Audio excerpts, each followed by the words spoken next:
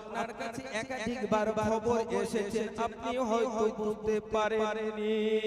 বলে কি ব্যাপার খবর আসলো আমি জানতে পারলাম না। বলে আল্লাহর নবী ইয়াকুব আলাইহিস সালাম এক নম্বরে আপনার কাছে খবর এসেছে, ও মুসলমান ভাইরা, আব্বা জানেরা, মায়েরা, বোনেরা, আমাদের দুনিয়া আসার পরে 40-50 বছর পর্যন্ত মাথার চুল দাড়ির নোটটা থাকে কালো, আবার মাঝে মাঝে এই কালো রংটা বদলে যখন সাদায় পরিণত হয়, মাথার চুল পেকে সাদা হলো, দাড়ির চুল পেকে সাদা হলো, আজরাইল ফেরেশতা বলছেন এক নম্বর খবর আপনার মাথার চুল পেকে সাদা হয়েছে, দাড়ির নূর চুল পেকে সাদা হয়েছে, আপনার দাঁত ভেঙে অনেক সময় যায়, এটাই হলো আপনার প্রথম মৌতের খবর। ও মুসলমানেরা, যখন মাথার চুল পাকবে গো, যখন দাড়ির চুল পাকবে গো, শরীরের রংগুলো যখন পাকবে, এইবারে আপনি বুঝুন এটা আমার প্রথম মৌতের খবর এসেছে। মরণ হবে, কবরে যেতে হবে, কবরে যাওয়ার পূর্বে একটু আমল করে কবরে ঢোকার চেষ্টা করো। ও মুসলমানেরা, আজরাইল ফেরেশতা আবার দ্বিতীয়বারে বলছেন, ও আল্লাহর নবী ইয়াকুব আলাইহিস সালাতু সালাম, 2 নম্বরে আপনার কাছে খবর এসেছে, আপনি 40-50 বছর পর্যন্ত খালি চশমায়, চোখের এত পাওয়ার ছিল, বিনা চশমাতে আপনি বই পুস্তক পড়েছেন, কোরআন হাদিস পড়েছেন, 40-50 বছর বয়স হয়ে গেল, আপনি 100-200 শহরের চশমা ব্যবহার না করে আপনি বই পুস্তক কোরআন হাদিস পড়তে পারেন না। আমি রফিকুল ইসলাম এসেছি, আমার বয়স এখন 47 পার হয়ে 48-এ পড়লো, আমি এখন চশমা চোখে দিয়ে এসেছি, ইতিপূর্বে চশমা ব্যবহার করিনি, তাহলে আমার চোখের পাওয়ার কমলো। আজরাইল ফেরেশতা বলছেন, মুসলমানেরা, চোখের পাওয়ার যখন কমবে, শরীরের শক্তি যখন কমবে, তখন মনে ভাববে তোমার 2 নম্বর মরণের খবর এসেছে। এই মুসলমান ছেলে মেয়েরা, মরণের জন্য তৈরি হও, মরতে হবে, কবরে যেতে হবে। আমার ভাইরা, বাবাজিরা, আজরাইল ফেরেশতা আবার আল্লাহর নবী ইয়াকুব আলাইহিস সালাতু সালামকে বলে দিয়েছেন, শোনো, 3 নম্বরে আপনার খবর এসেছে, আপনি যদি দুপুর বেলায় কিছু খাওয়া দাওয়া করে নেন, কিন্তু সন্ধ্যার বেলা আর খেতে ইচ্ছা করে না, আপনি 40 বছর 30 বছরে ভরা যৌবন যুবক ছেলে, তখন আপনার কাছে 1 কেজি গোশত কুলাইনি, 1 কেজি গোশত আপনাকে কইসে দিয়েছে, সব টেনে নিয়েছেন, 501 কেজি চালের ভাত আপনার কাছে কুলাইনি, সব খেয়েছে। ও মুসলমানেরা, আজরাইল ফেরেশতা বলছে, যখন আপনার 40-50-60 বছর বয়স হলো, তখন 200 গ্রাম কি 100 গ্রাম চালের ভাত, 250 গ্রাম গোশত খাবার আর ক্ষমতা নাই। যদি আপনি দুপুর বেলা খান, সন্ধ্যা বেলায় খেতে আর ইচ্ছা করে না।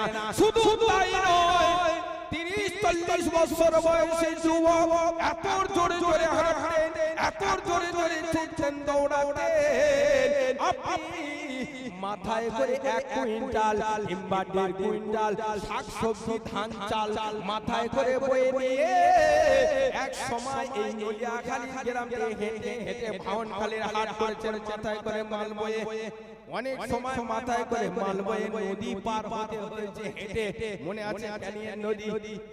ও ভাইরা, এখন বয়স হয়ে গেছে 50 কেজি তো দূরের কথা, 1 কুইন্টাল 1.5 কুইন্টাল মাল মাথায় করেছিলাম, ছুটে ছুটে হেঁটেছিলাম, কিন্তু এখন 40-50 পার হয়ে 60-70 বছর বয়স যখন হলো, আর ছুটতে পারি না, আর মাথায় মাল বইতে পারি না, আর দৌড়াতে পারি না, গুটি গুটি পায়ে সোজা হয়ে হাঁটতে পারি না, কোমর বেঁকে গেছে, রাস্তার তাল কাটতে শরীর পড়ে গেলে স্ট্রোক হয়ে যাবে কিনা। মুসলমান ভাবুন আজরাইল ফেরেশতা বলছেন এটা আপনার 3 নম্বর খবর। ও মুসলমান ছেলে মেয়েরা, মুরব্বিয়ান আব্বা জানেরা, মায়েরা বোনেরা, মরে যেতে হবে। কুল্লু নাফসিন যায়িকাতুল মউত। মরণের জন্য ভাব। আমার দাদা শ্বশুর চলে গেল, আমার দাদা শ্বশুর ভাই আমার মানালি মোল্লা, আমার দাদা শ্বশুরের ভাই চলে গেল। খাটিয়া করে জানাজান নামাজের আগে তখন ওই বলেন এই আমার ছেলেরা,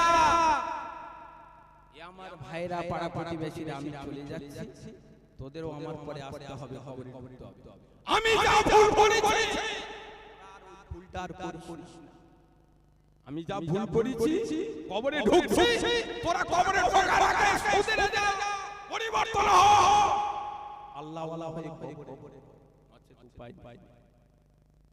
ওই খাটিয়ায় মায়ে শুয়ে রয়েছে, ওই মায়ে মানুষটা বলতে থাকে হাদিসে। ও মুসলমানেরা, কি ওয়াজ করব, সময় কম, শুনি রেখে দিন কবরে শুয়ে দেওয়া হলো।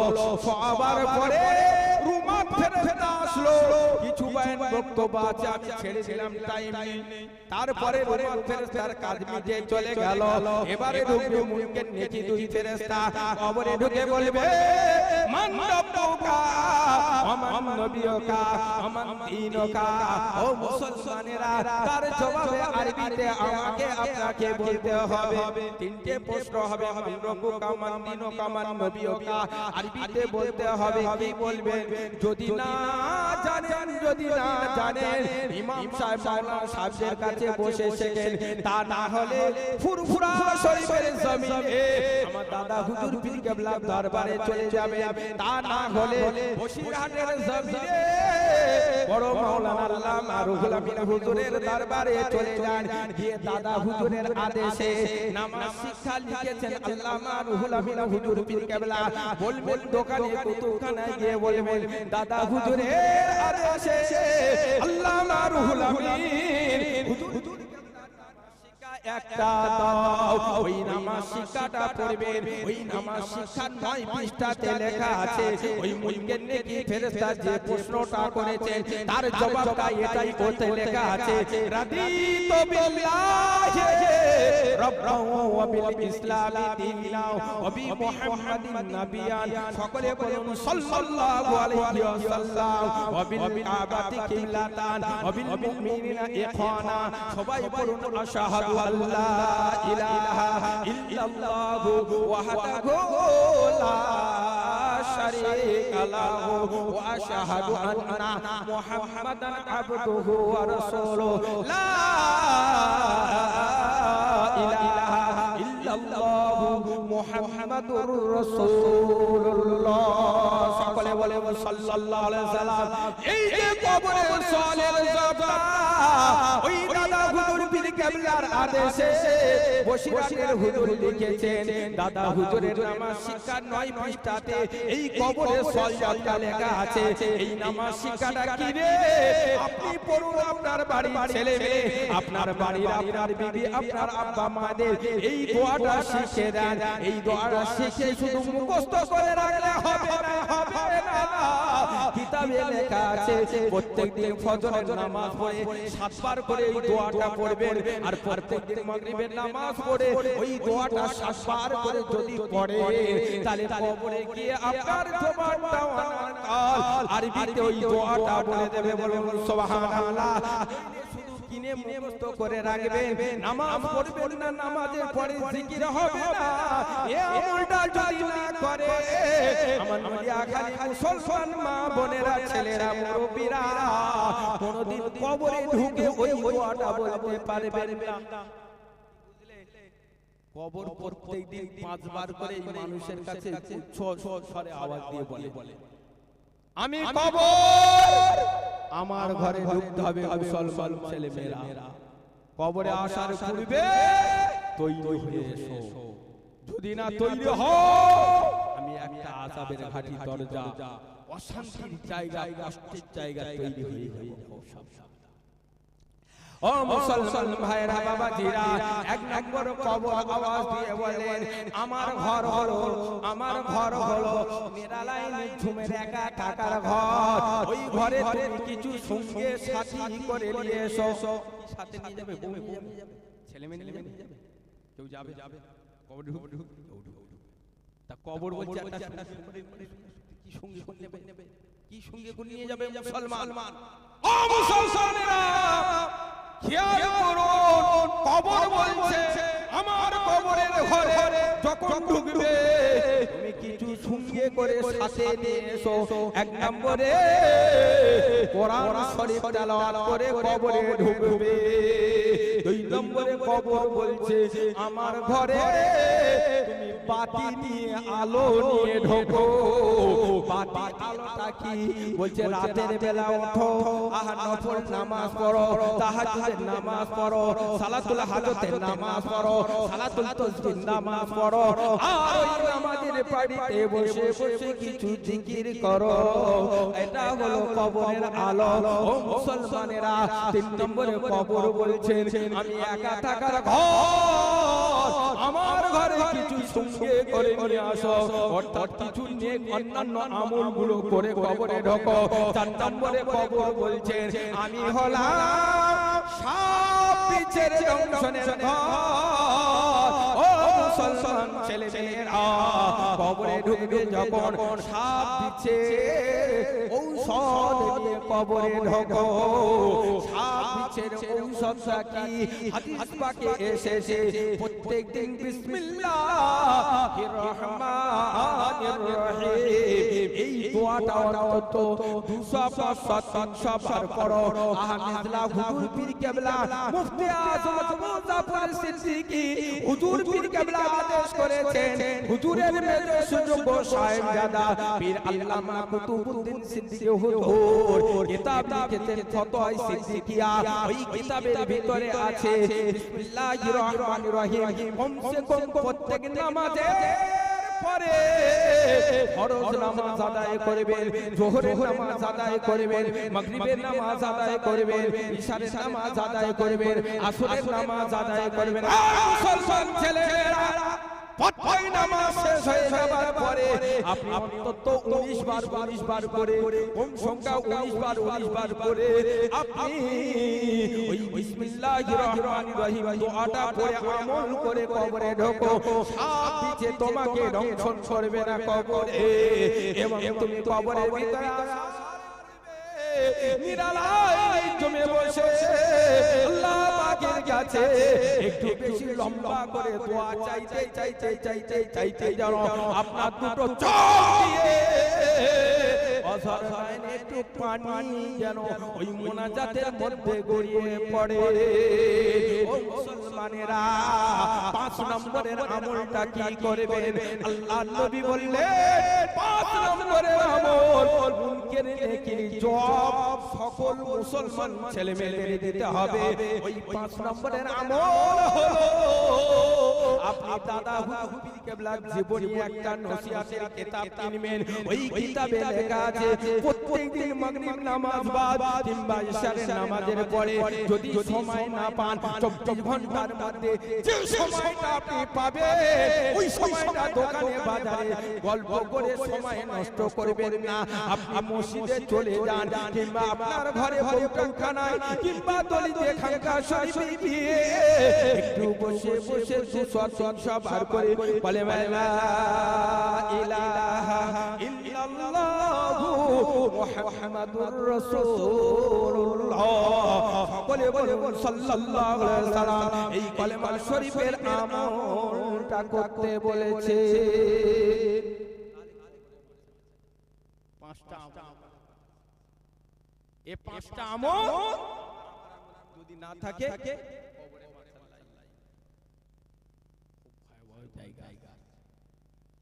اليوم نختم على أفواههم وتكلمنا أيديهم وتشهد أرجلهم بما كانوا يكسبون।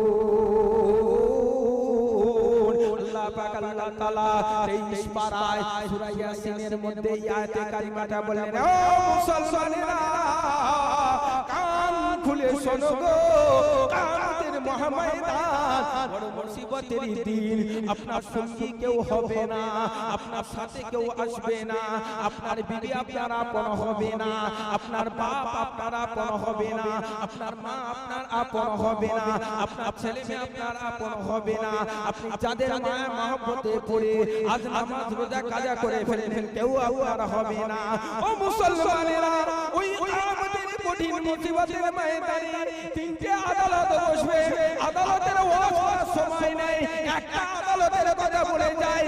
আল্লাহ পাক বললেন, আলিয়াউমা নাখতিমু আলা আফওয়াহিহিম ওয়া তুকাল্লিমুনা আইদিহিম ওয়া তাশহাদু আরজুলুহুম বিমা কানু ইয়াকসিবুন। আল্লাহ পাক বললেন, বান্দা বান্দিরা শোনো, তুমি দুনিয়ার জমিনে কি কি নেক আমল করেছো সব বলো। এ মুসলমান আমাদের জবান দিয়ে বলবে, আল্লাহ যেদিন থেকে নামাজ ফরজ হয়েছে ওই দিন মরণ পর্যন্ত নামাজ কাজা করিনি, রোজা কাজা করিনি, হজ পাক যাকাত দান খয়রাত রাসূল পাকের হুকুম শরীয়ত মেনে এসেছি।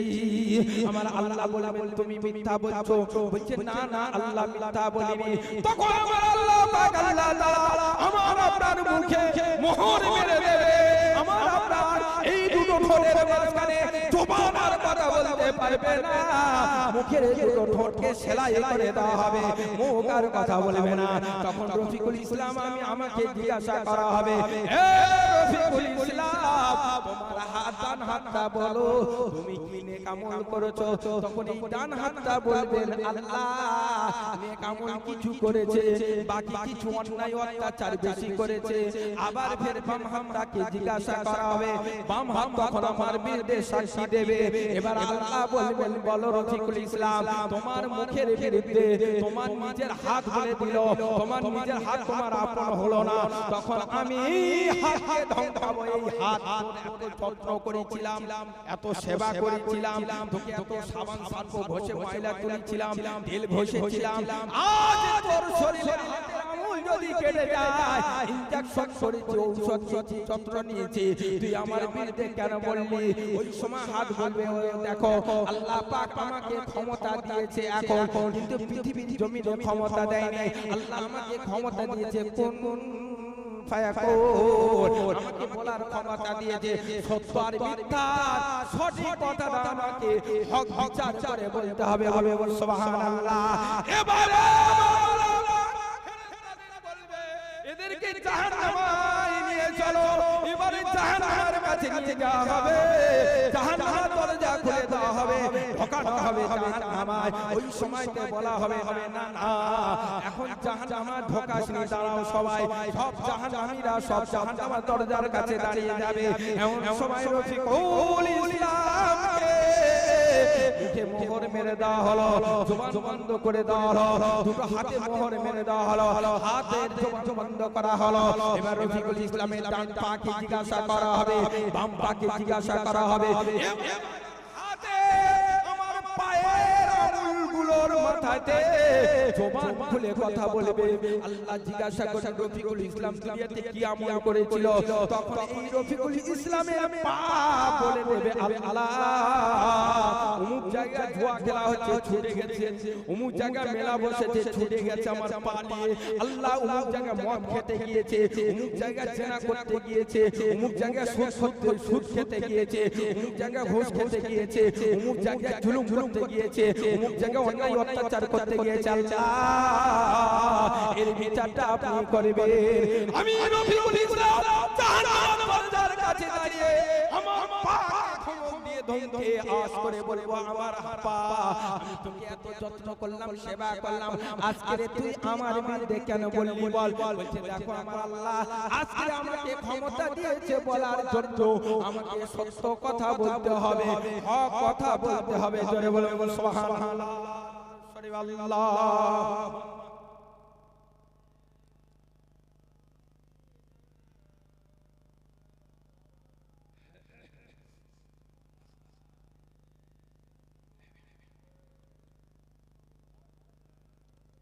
জিবরাইল বলেন, ও নবীজি চিন্তা তুমি করবেন না, উম্মে জামিল কাটা বিছায় তুমি বিছাও দুই ডানা, ফেরেশতারে ডানার উপর দয়ার নবী হেঁটে যায়, উম্মে জামিলের বিছানা কাটা ফুটলো নামর নবীর পায়, আল্লাহুম্মা সাল্লি আলা সাইয়্যিদিনা মুহাম্মদ ওয়া আলা আলিহি।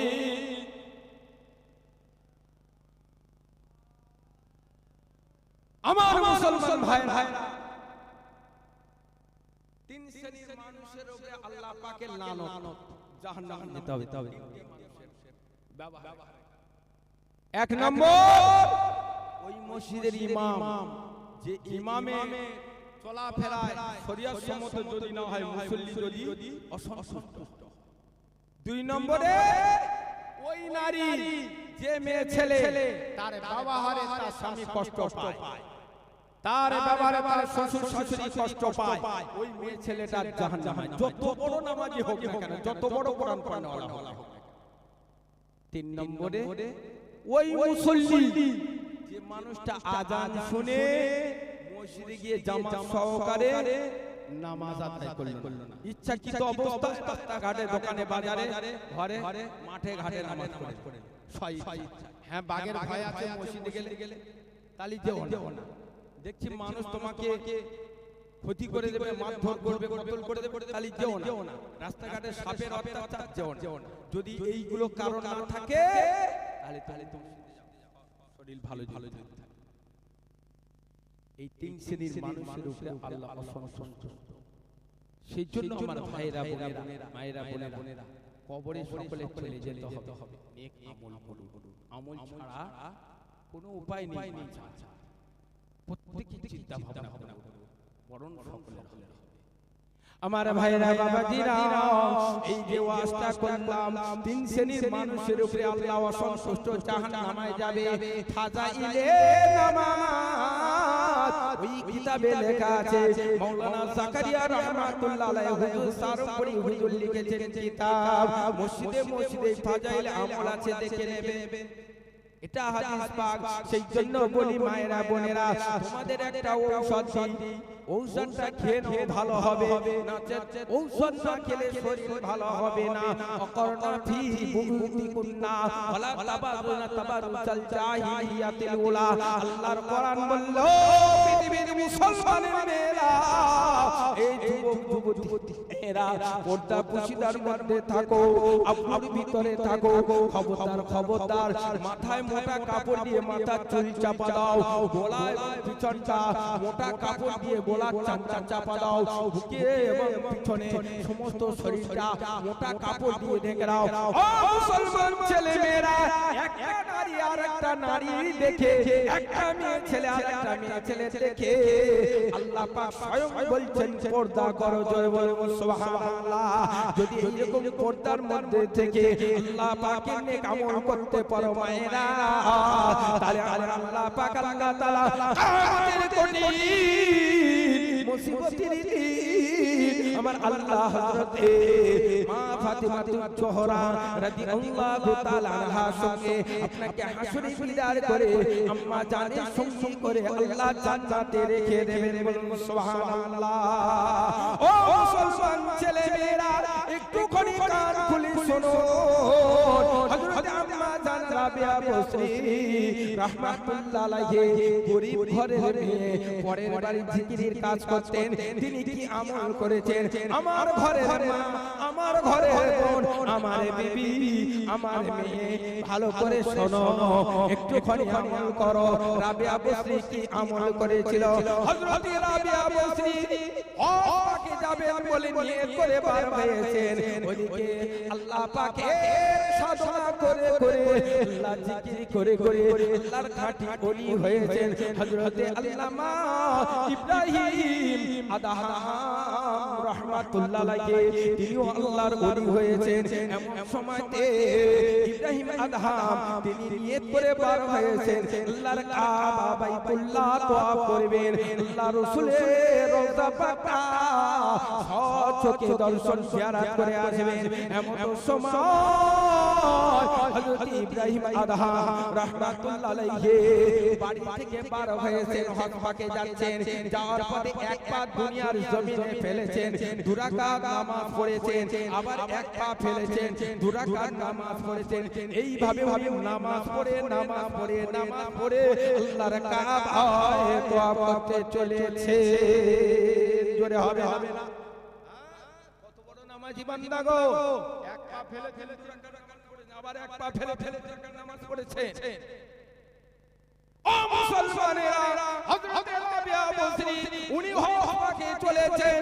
উনি হজ পাকে যাওয়ার পথে আমরা বললেন ফেরেশতা আমার কাবা বাইতুল্লাহটা ফেরেশতা মাথায় করে নিয়ে আমার বান্দি রাবিয়া বসরি তাপসী আছে, একটু কাবা ঘরটা এগিয়ে নিয়ে সামনে চলে যাও। ওই কাবা ঘরের ভিতরে আমার রাবিয়া বান্দিকে বসিয়ে আর কাবা ঘরের জায়গায় মক্কা শরীফে বসিয়ে দাও। জোরে বলো ও মুসলমান ভাইরা, এবারে ইব্রাহিম আদহাম হুজুর আমার মক্কা শরীফের জমিনে পৌঁছে গিয়েছে। মক্কা শরীফের জমিনে পৌঁছে গিয়ে কাবা ঘর যে জায়গাটা ছিল ওই জায়গাটায় গিয়ে দাঁড়িয়ে দাঁড়িয়ে দেখছেন আল্লাহর কাবা বাইতুল্লাহ ঘরটা চোখে দেখতে পায় না। তখন ইব্রাহিম হুজুর বললেন মনে হয় আমার চোখের দোষ হয়ে গেছে, আমি চোখে আল্লাহর কাবা ঘর দেখতে পাই না। কি অন্যায় অপরাধ করলাম গো আল্লাহ, এত বছর হেঁটে হেঁটে আসলাম গো আল্লাহ, কাবা ঘরটা চোখে দেখে দাও। ওই সময়তে আল্লাহর একজন ফেরেশতা ওই ইব্রাহিম হুজুরের সম্মুখে দাঁড়িয়ে গিয়ে বলে ও হযরত ইব্রাহিম আদহাম, না না না না, তোমার চোখ খারাপ হয়নি, তোমার চোখ খারাপ হয়নি। কাবা ঘরটা কিছুক্ষণের জন্য সাময়িকভাবে আল্লাহর এক বান্দি হজ পাক করতে আসেন, তার জন্য কাবা ঘর আগিয়ে গিয়ে তাকে আগে আসছে। কিছুক্ষণের পরে আপনার সামনে কাবা ঘর জমিনে বসে যাবে। ছেলে মেয়েরা মায়েরা বোনেরা খেয়াল করো, এই কথা বলতে বলতে আল্লাহর ফেরেশতারা কাবা ঘরটা মাথায় করে নিয়ে মক্কা শরীফের জমিনে কাবা ঘরটা বসিয়ে দিল। ইব্রাহিম আদহাম লক্ষ্য করে দেখে ওই কাবা ঘরের ভিতরে আল্লাহর বান্দি হযরত রাবিয়া বসে নামাজি হালতে আল্লাহ পাকে সাধনা আরাধনা প্রার্থনা মশগুল হয়ে গেছে। এমন সময় হযরত ইব্রাহিম আদহাম বলছে ও রাবিয়া, ও রাবিয়া, তোমার হজ পাক আল্লাহ কবুল করেছে। তুমি সবথেকে পৃথিবীর জমিনে সবচেয়ে বড় সম্মানের মর্যাদা অধিকারী হলেন। রাবিয়া বসে ওই কাবা ঘরের ভিতরে দিয়ে নামাজের পাড়ে বসে বসে বলছেন আল্লাহর ওলি, ও আল্লাহর পীর বুজুর্গ ইব্রাহিম আদহাম, আমি তো আসছিলাম, আল্লাহ পাক আমাকে হেসে খেলে আনন্দ ভাবে আমাকে কাবা ঘরে এনে হজ পাক করাচ্ছেন। রাবিয়া বসরি কি আল্লাহর এমন নেক আমল করেছেন, তার থেকে আপনি বেশি বেশি বেশি বেশি আমল করেছেন। কি আমল করলেন? আপনি 1 বছর 2 বছর হাঁটেন না, আপনি 3 বছর 5 বছর হাঁটেন না, আপনি একটানা 14 বছর ধরে হেঁটে হেঁটে আসেন। প্রত্যেক কদমে কদমে কদমে কদমে দুরাকাত করে নামাজ পড়েছেন। আল্লাহ পাক পৃথিবীর জমিনে সমস্ত আমলের মধ্যে থেকে এক নম্বর আমল হলো নামাজ, নামাজ, নামাজ, নামাজ, নামাজ। এই নামাজের আমলটা যে বান্দা বান্দির মধ্যে থাকবে আল্লাহ তার মর্যাদা বেশি দেবেন। জোরে বলে সুবহানাল্লাহ। ও ভাইরা বাবাজিরা, রাবিয়া বসরি এক সময় আল্লাহ তওয়াব করছিলেন। এমন সময় হাসান বসরি রাহমাতুল্লাহ আলাইহি হুজুর এসে রাবিয়া বসরির সঙ্গে সাক্ষাৎ করছেন, কথাবার্তা বলছেন। বলতে বলতে হাসান বসরি হুজুর পাটিটা ফরাত নদীর পানির উপরে বিছিয়ে দিয়ে হাসান বসরি হুজুর বলছেন রাবেয়া চলো যাই ওই নামাজের পাটি বিছিয়েছি ওই নামাজের পাটিতে বসে বসে আল্লাহর ইবাদত করি। রাবেয়া বসরি ওই সময় বললেন হুজুর আপনি আমার ঈমান পরীক্ষা করতে এসেছেন, তাহলে আপনি আমার নামাজের পাটিতে বসে ইবাদত করো। সঙ্গে সঙ্গে হাসান বসরি হুজুরের মাথার উপরে হাওয়ার উপরে আসমানের নিচে জমিনের উপরে কোন জিনিসের উপরে নামাজের পাটি বিছালেন না। রাবেয়া বসরি হাওয়ার উপরে সকালে নামাজের পাটি বিছিয়ে দিয়ে হাসান বসরি এসো চলো যাই এই সকালে নামাজের পাটি বিছানো আছে এর উপরে আমরা নামাজটা আদায় করি। বলুন সুবহানাল্লাহ। ও নলিয়া খালি খানেরা বোনেরা